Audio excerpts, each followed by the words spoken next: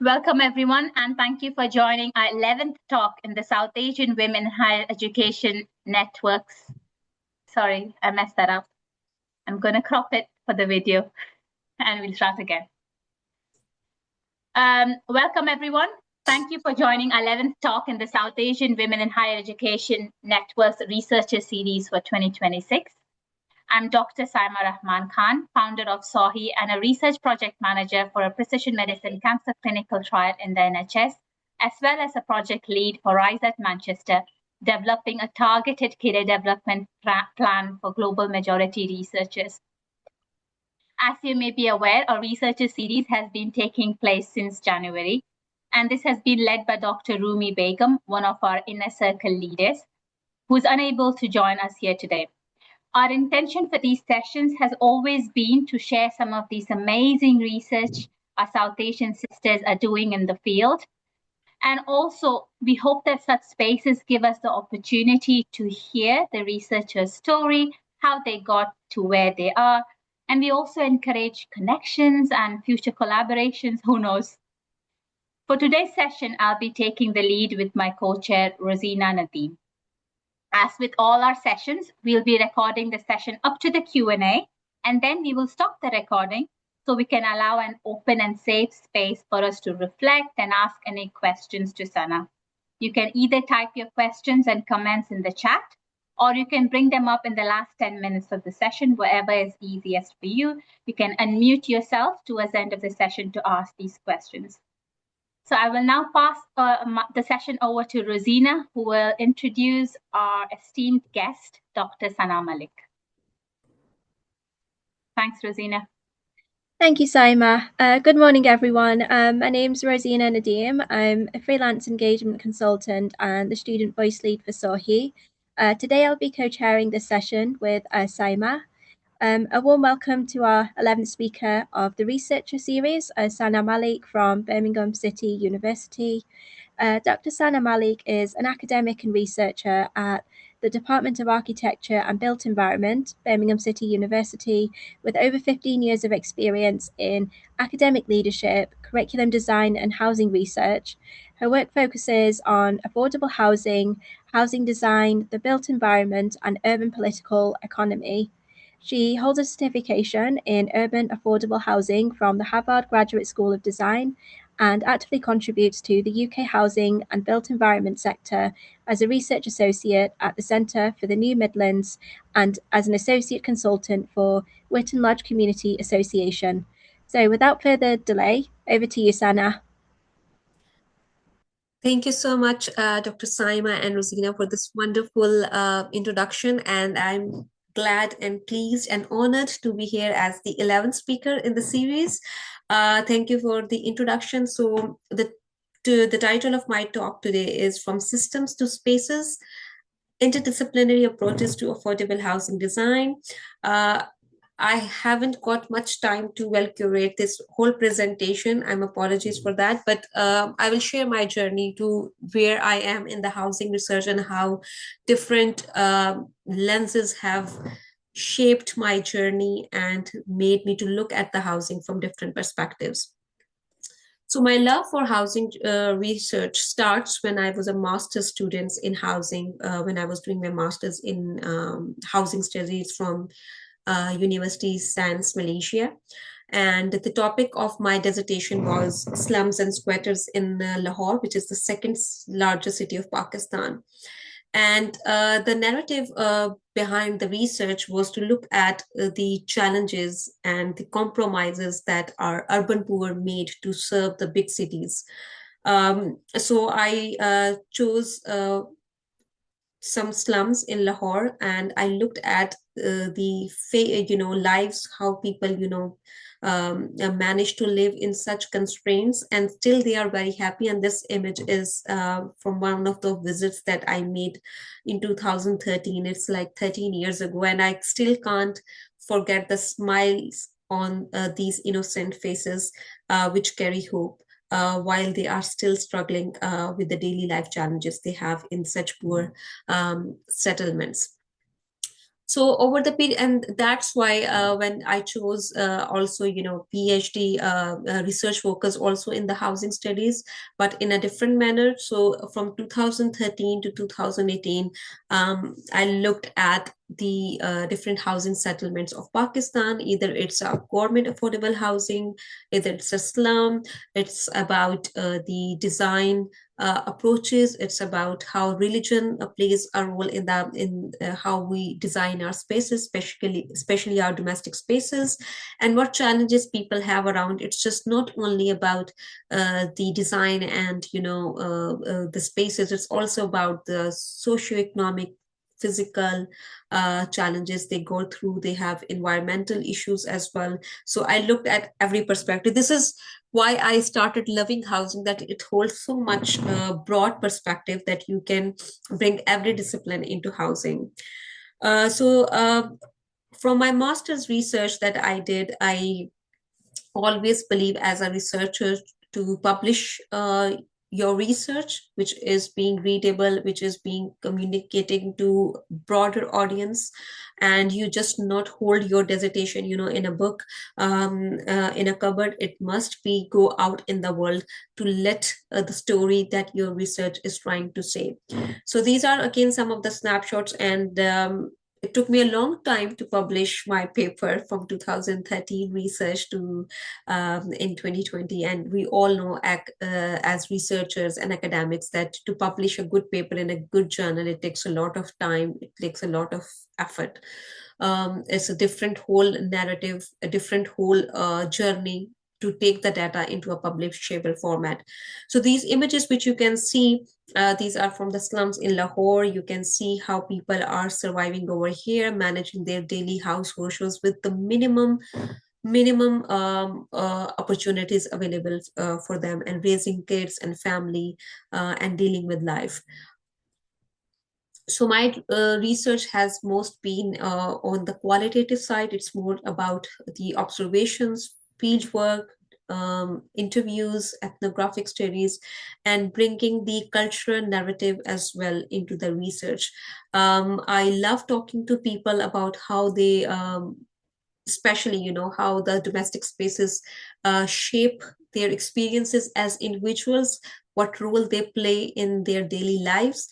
And I came up with very interesting and very sensitive issues that if I imagine I have to live, in these circumstances, maybe my self-esteem and my self-respect, is not going to be much elevated and at a much normal pace as a normal person living in a very good house. So these issues needs to be addressed. These issues needs visibility, and so how they have the capability of shifting and set it down, in such a temporary sheds, cooking, cleaning, feeding children, raising kids, having the limited style. They have no electricity. They only dependent on the natural sources. So they just wake up when the sun rises and they just go to sleep when the sun sets in the evening. They, within all this narrative of how limited lifestyle they have, they also challenge of the cultural issues, like the girls, they have very limited education opportunities, or they have no access to education. They have to suffer through early age marriages because they want to get out of the responsibilities of their children because they don't have enough resources, as because housing, they don't have come in that safe economic figures that can lead to children education, that can lead to safe spaces to raise families, to having the basic facilities, like just such as washroom and toilet facilities. They have to still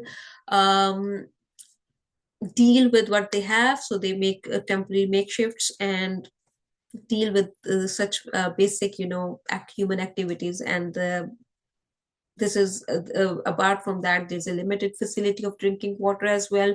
So just imagine these are human beings, and still they carry so much positive active attitude in on their faces, on their behaviors, and something that is very easy for us while living in a very comfortable house. It's like a daily kind of a challenge for them to manage.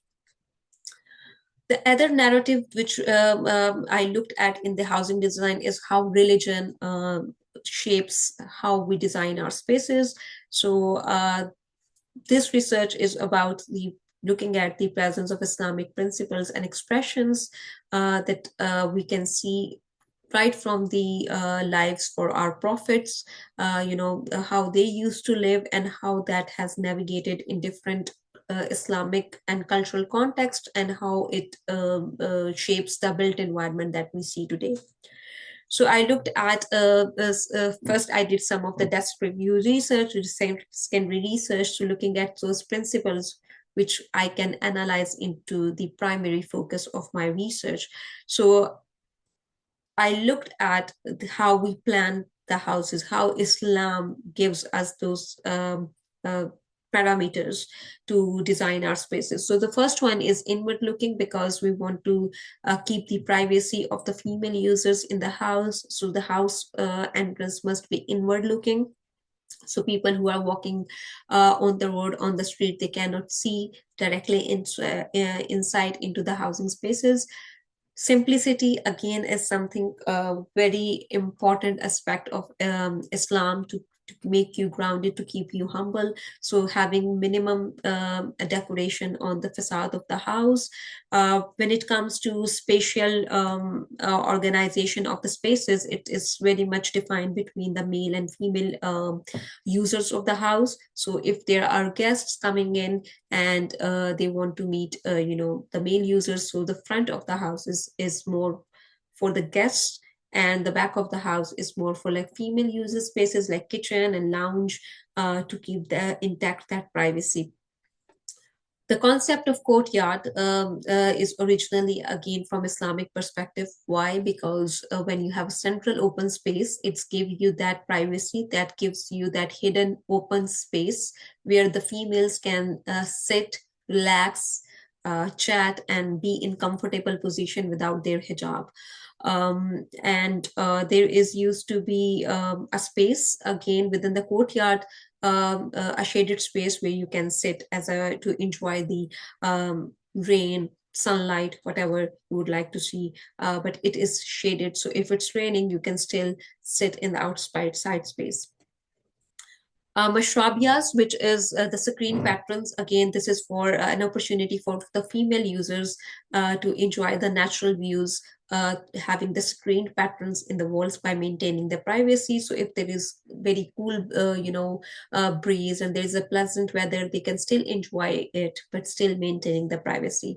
As a Muslims, as Islamic perspective, the placement of the WC has to be in such a way that it is not facing the Qibla, which is in the direction in which Muslims pray to Allah. And the entrance is always, again, a bent entrance. It's not a very straight entrance. So if you have a driveway or a passage, it's not directly leading into the entrance of the house. It's always bent towards.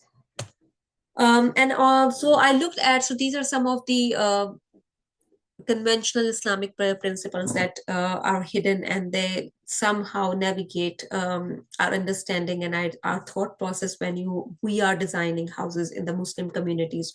So I looked at narrative, and I thought, and I looked at the contemporary housing designs in Lahore, in Pakistan.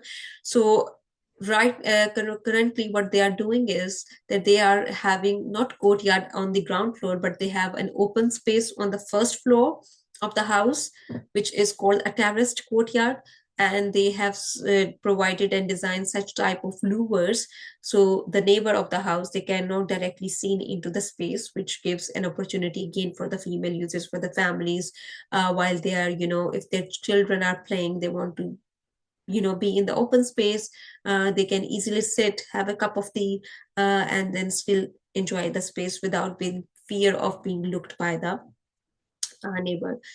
So moving forward, this was something, the narrative that I have been carrying from 2013 to 2018 in the first 5 years of being introduced to the housing research. So when I started my PhD in 2018, I had a question in my mind that why there is not enough supply of affordable housing for the people who really need it. So I shift my lens for the housing research, and I looked at from the perspective of resources and the stakeholders.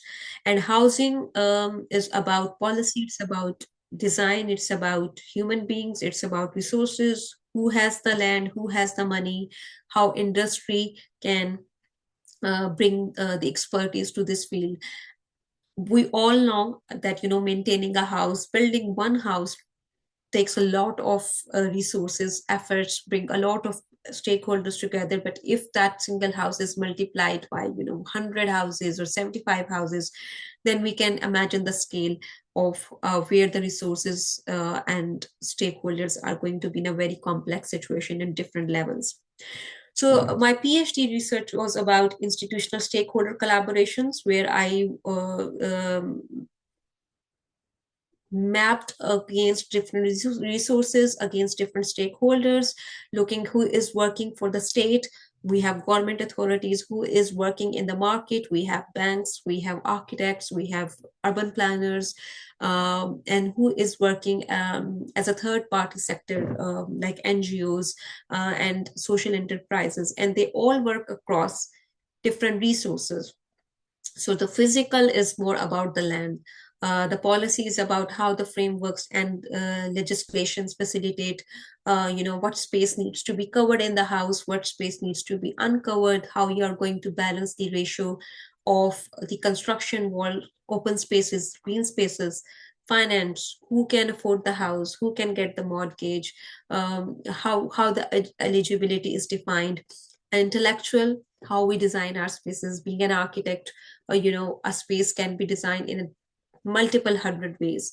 What is the best way to design that space? And then construction capital, which is, okay, we have everything, we have now designed, we have money, but how we are going to construct it? So we need equipment, we need materials, we need resources for that.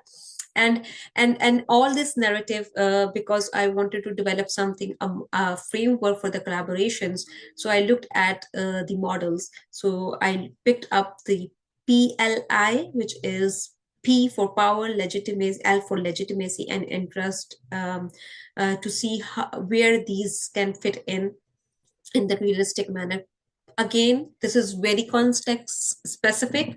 You can pick up this model and you can apply to any geographic location. But this, the model that I developed from this initial framing and conceptualization is for Lahore, Pakistan. The research, the PhD research, was just grounded theory. It brings the qualitative interviews with the stakeholders from the state, market, civil society, and of course, because housing is a national subject, is a national agenda. So if you can see, the recommendations that I had for the state stakeholders are way far more than what we have as compared to the market and the civil society, because state can bring the policy, state can make the institutions to see how the land is provided, the state can direct banks how the mortgage and interest rates are going to be there, how the real estate sector is being regulated. So and then I mapped and I overlapped and see, how state sorry state can work across different sectors. And the interesting thing that my research brings is that I didn't forget about the beneficiaries. So we need to bring beneficiary at central core of our frameworks and planning for affordable housing, because these are the people we are planning for. So their narrative, their contribution really matters a lot. So I bring that perspective through the focus groups discussions. And I did that focus group discussions from the residents who are already living in the social housing projects from the government. And it was interestingly seen that they have concepts, they have to say a lot of things on every single aspect of the housing. They talked about the design, they talked about the material quality, they talked about the location of the house. They also talked about that how people manipulate and show fake documents just to get themselves eligible to get into the social housing program, so they can get a house, and later on they sell that house, at a much bigger price, or maybe rent, for their own benefits. So there is a different layers that you, if you just keep opening different layers, you will be surprised at what different layers affordable and social housing creates contains within themselves.